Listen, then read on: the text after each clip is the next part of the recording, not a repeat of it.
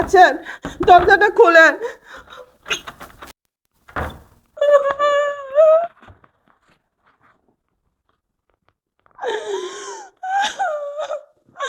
আমি যে ক্ষুধার জ্বালায় মইরা যাচ্ছি। আমি এই বন্দিশালা থেকে কিভাবে বের হব? বাবা, তুমি কার কাছে আমারে বিয়ে দিছো? না, মেয়েটারে 2 দিন ধরে আটকায় রাখছি। যদি মেয়েটার কিছু হয় বা যদি মেয়েটা মারা যায় তাহলে তো আমরা সবাই ফেঁসে যাবো। যাই হোক, মেয়েটাকে একটু একবার যা দেখে আসি, ও কিরকম আছে, কোন অবস্থায় আছে। এই রাসেলরা যে কোথায় গেল? রাসেল, রাসেল, আরে ভাবি, কি হয়েছে? চিল্লাচিল্লি করতেছো কেন? বসো। একটু শোনো, তোমাকে একটা কথা বলার জন্য ডাকছি। সেটা হচ্ছে, ওই মেয়েটাকে যে আটকায় রাখছি 2 দিন ধরে, সেটা কি তোমার কোনো হুঁশ আছে? যদি মেয়েটার কোনো কিছু হয় বা মেয়েটা যদি আত্মহত্যা করে তখনকার তো আমাদেরকে ফাঁসাই দিবে। তখনকার কি হবে বলো? আরে ওরকম কিছু হবে না।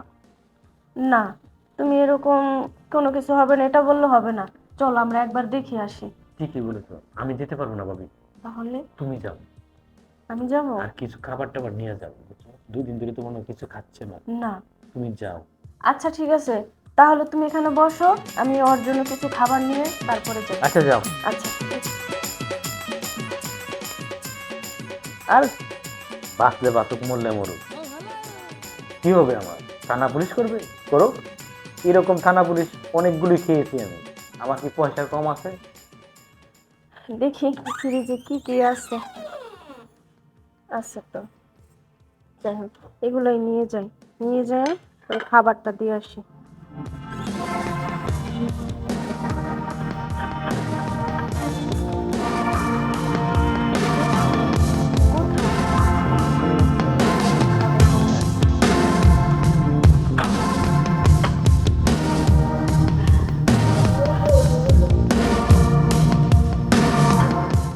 আনিকা, খাবার নিয়ে আসছি, খাবারটা খেয়ে নাও।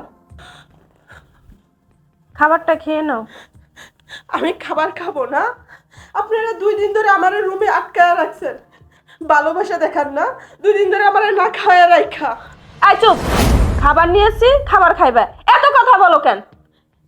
এই তো সুযোগ আমার পালানো।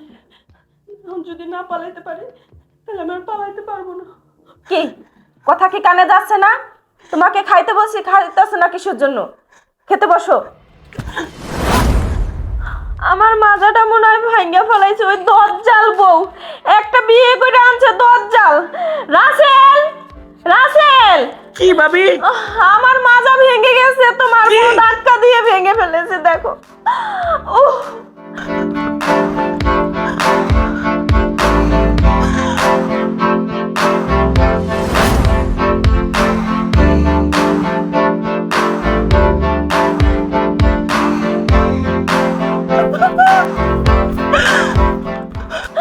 ওরে আটকাও। এই কি হয়েছে? আহ, আর বইলো না, আমি খাবার দিতে আসছি ভালো বুঝা, আর তোমার বউ আমারে ধাক্কা দিয়ে আমার মাজাটা ভেঙে দিয়েছে। ও পালিয়ে যাচ্ছে। উহ, ওরে আটকাও। এখানে বসো। আরে বউ গেছে, যাও। খাবারটাও খাই নাই না? খারাপ। তুমি এগুলো নিয়ে টেনশন করো না। যাবে কোথায়? মোল্লার দৌড় মসজিদ পর্যন্ত, আর ওর দৌড় ওর বাপের বাড়ি পর্যন্ত। যাক না, তাকে কালকে আমি চুলটা ধরে নিয়ে আসবো। আমি তো ভয়ে আসছিলাম, না জানি কোনো কিছু করে ফেলেছি নাকি না। তাই কিরকম দেখছো তাকে? হ্যাঁ না, আমি আয়সা দেখছি ও নিচে বসে রয়েছে, আমি বললাম যে তোমার জন্য খাবার নিয়ে আসছি, তুমি খাও। ও কি জানি চিন্তা ভাবনা করলো, আমি পাশে দাঁড়াচ্ছিলাম, ও আমার ধাক্কা দিয়ে ঘরের দরজা খুলে ও দৌড় দিছে। আচ্ছা ঠিক আছে, শোনো ভাবি, এই নিচে ওষুধ আছে বুঝছো, আমি ওষুধটা নিয়ে আসি। আসো। আচ্ছা থাক, একটু বেশ তো ভালো হয়ে যাবে।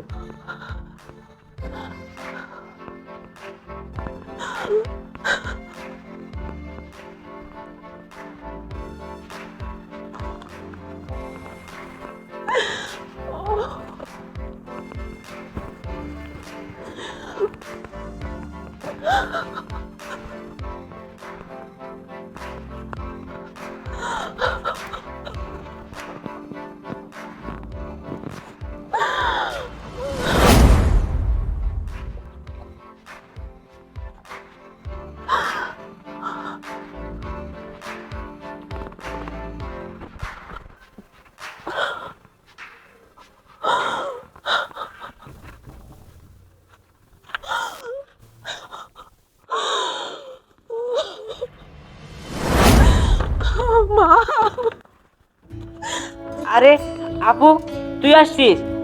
আম্মু, এই দেখো আপু আসছে। আয় ভিতরে আয়। আম্মু, কিরে বাবা কি কর?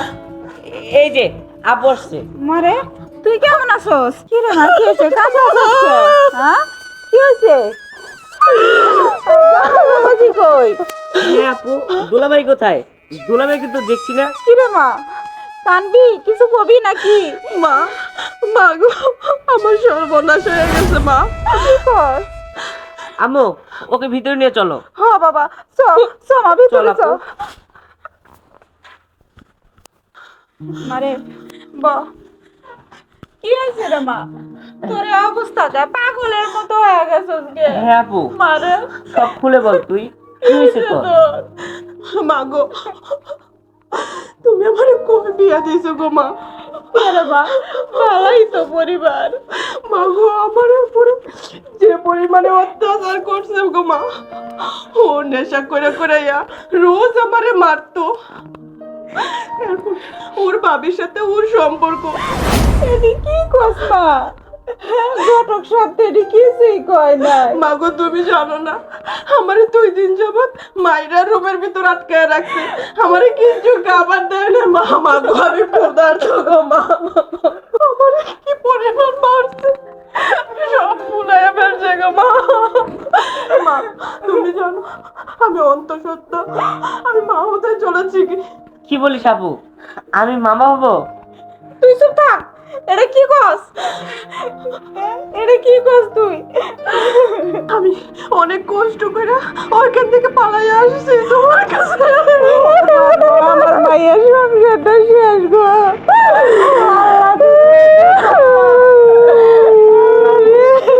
তুই শান্ত হ, কান্না বন্ধ কর। আল্লাহ তাআলা যা করে সব ভালোর জন্যই করে। হ্যাঁ বাবা, তুই ঠিকই কইছস। মারে তুই কোনো চিন্তা করিস না, আমি এখনো বাচ্চা আছি রে মা, আমি তো মরি নাই। আচ্ছা, তোমরা কথা বলো, আমি একটু বাইরে গেলাম। তুই চুপ থাক বাবা, তুই চুপ কর মা, তুই আর পাগলের মতো হইস না। আল্লাহ, হে কি করলা তুমি আমার মাইয়াডা রে? আমি অন্তঃসত্ত্বা বাচ্চার মা হতে চলেছি। এটা কি কস রে মা তুই? তুই কর, তুই চলে আইসস, তোর তো অন্য জায়গায় আমি কোনো জায়গায় বিয়ে দিতে পারবো না। এটা কি কইলি রে মা? বলবো মা, তুমি বলো, আমি অনেক কষ্ট করে পলাই আসছি মা। ওরা কিছু করা লাগবে না মা, আল্লাহ যা করে ভালো লাগেই করে। আমি আমি সব ঠিক করে দিব মা। আমি এখনো বাচ্চা রয়েছে, আমি মরি নাই। তুই টেনশন করিস না, তুই চিন্তা করিস না মা, তুই চিন্তা করিস না। তুই চুপ কর। চ, তুই খাই, তুই না কইলি 2 দিন ধরে কিছু খাস নাই। চ, তোরে আমি গোস পোলাও রান্দা খাওয়াবো মা। চ চ, তুই চুপ কর, আর কান্দিস না। বাবা আরাফাত, বাপ আরাফাত, হ্যাঁ মো, কই আমি গেলি রে এখানে বাপ? এদিকে আয়। আসছি। কি সর্বনাশ হইল। হ্যাঁ বলো। বাপ, তুই তো শুনলি সব কথা তোর বইনের, এখন কিছু কি করবি? দেখো মা, আপু আসছে, ভালো হয়েছে। বাপের বাড়ি থাকুক কিছুদিন, সমস্যা নাই। আর একটা কথা শুনে রাখো, আমাকে কোনো টাকা পয়সা খরচ করার কথা বলবে না। বাবা, তুই এটি কি কস? দেখো মা, আমি পারবো না। বাবা, এটি তুই কি কস? তোর বোনরা পুয়াতি শুনলাম, ওরে চিকিৎসা করা লাগবো, ডাক্তার দেখান লাগবো। তো এটি তুই কইলে হইব বাপ? আমি কেমনি কি করবো? দেখো মা, যা করার তুমি করো। আর আমার হাতে তেমন টাকা পয়সা এখন নেই। আর টাকা পয়সা যদি সব ওর পিছনেই লাগে, তাহলে তো আমার ভবিষ্যৎ অন্ধকার। আমি এসব কিছু করতে পারবো না। এটা কি কস বাবা তুই? হ্যাঁ, তোর বাপ তোরে ছোট রাইখে ছোটবেলায় মরে গেছে।